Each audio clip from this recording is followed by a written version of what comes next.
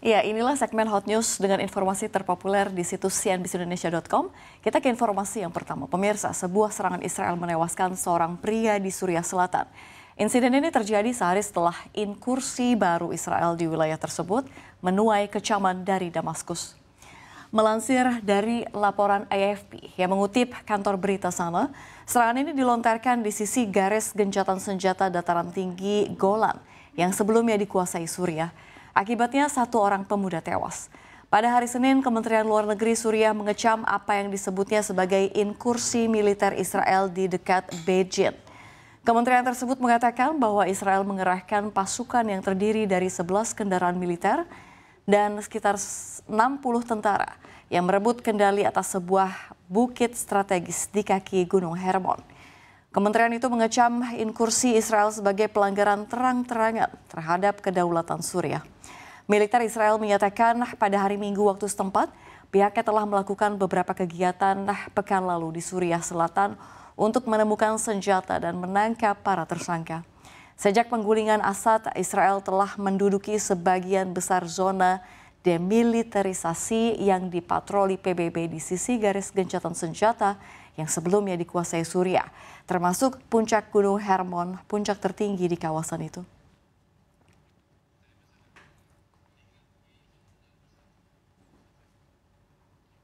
Ya, kini kita ke informasi hot news dari dalam negeri, pemirsa. Kasus Wakil Menteri Ketenagakerjaan Immanuel Ebenezer atau Noel ditangkap KPK terkait dugaan pemerasan sertifikasi K3 menambah daftar panjang pejabat tinggi yang tersandung korupsi. Namun sejarah mencatat ada satu kasus paling fenomenal, yakni skandal kasus muda dalam Menteri Urusan Bank Sentral era Presiden Soekarno. Yusuf Muda dalam terbukti menyalahgunakan jabatan untuk memperkaya diri, mulai dari izin impor bernilai ratusan juta dolar Amerika Serikat, penggelapan kas negara hingga 97,3 miliar rupiah, hingga penyeludupan senjata. Dana hasil korupsi digunakan untuk membeli rumah, mobil, tanah, hingga berfoya-foya bersama puluhan perempuan. Padahal saat itu rakyat tengah menghadapi inflasi dan harga pangan melambung. Pada Agustus 1966, pengadilan menjatuhkan vonis mati terhadap Yusuf Muda Dalam, menjadikannya koruptor pertama sekaligus satu-satunya yang divonis hukuman mati di Indonesia. Meski sempat mengajukan kasasi, putusan tetap dikuatkan Mahkamah Agung. Namun vonis itu tidak pernah dieksekusi karena ia lebih dulu meninggal akibat penyakit tetanus pada 1976 saat masih mendekam di penjara.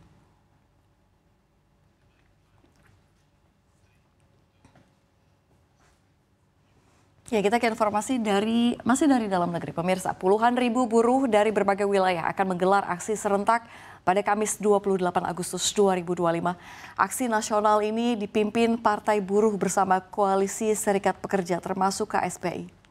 Presiden KSPI sekaligus Presiden Partai Buruh Said Iqbal menyebut aksi ini akan dipusatkan di depan DPR maupun Istana Kepresidenan. Tidak kurang dari 10.000 buruh dari Jabodetabek akan bergerak menuju Jakarta, sementara aksi serupa juga berlangsung di berbagai kota industri besar, mulai dari Banten, Jawa Barat, Jawa Tengah, Jawa Timur, Sumatera hingga Kalimantan dan Sulawesi. Gerakan yang dinamai Hostum atau Hapus Outsourcing Tolak Upah Murah ini akan dilakukan secara damai. Said Iqbal menegaskan, aksi tersebut menjadi momentum buruh untuk menyampaikan 3 tuntutan utama. Pertama, menolak upah murah dengan menuntut kenaikan upah minimum nasional tahun 2026 sebesar 8,5 hingga 10,5%. Kedua, menghapus praktik outsourcing yang masih marak meski sudah dibatasi putusan Mahkamah Konstitusi. Dan yang ketiga, menuntut reformasi pajak perburuhan termasuk menaikkan PTKP dari 4,5 juta menjadi 7,5 juta rupiah per bulan, serta penghapusan pajak atas THR dan pesangon. Selain itu, buruh juga mendesak agar DPR dan pemerintah segera mengesahkan RUU Ketenagakerjaan yang baru sesuai putusan MK, yang harus lahir paling lambat 2 tahun sejak 2024. Said Iqbal menegaskan RUU ini penting untuk melindungi pekerja di semua sektor, mulai dari buruh pabrik, pekerja digital platform, tenaga medis, hingga pekerja pendidikan dan media.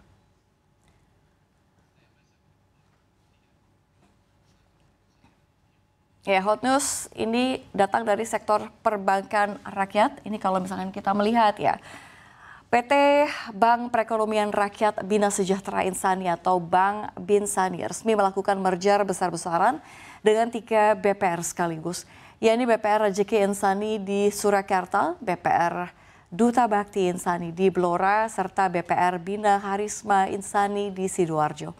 Merger ini mendapat restu dari Otoritas Jasa Keuangan melalui putusan nomor KEP 52D03 2025 pada 6 Agustus lalu dan diperkuat dengan persetujuan Kementerian Hukum dan HAM pada 15 Agustus 2025. Pasca penggabungan, total aset Bank Binsani langsung menembus 1,45 triliun rupiah per 16 Agustus. Dengan rincian liabilitas mencapai 1,31 triliun rupiah dan ekuitas 142,96 miliar, dan sementara kinerja keuangannya mencatatkan laba 3,23 miliar rupiah dengan pendapatan operasional 43,71 miliar serta beban 38,94 miliar rupiah. Untuk struktur kepemilikan saham, mayoritas masih dipegang PT Insani Investama sebanyak 93%. Disusul Alex Iskandar Wijaya 5,67%, Hermingsih 0,33% dan Koperasi Karyawan Insani sebesar 1%.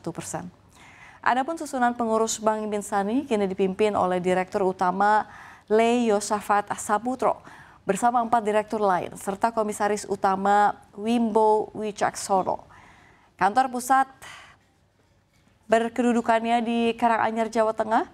Merger ini menandai langkah konsolidasi BPR yang makin gencar untuk memperkuat permodalan dan daya saing industri keuangan rakyat di tanah air.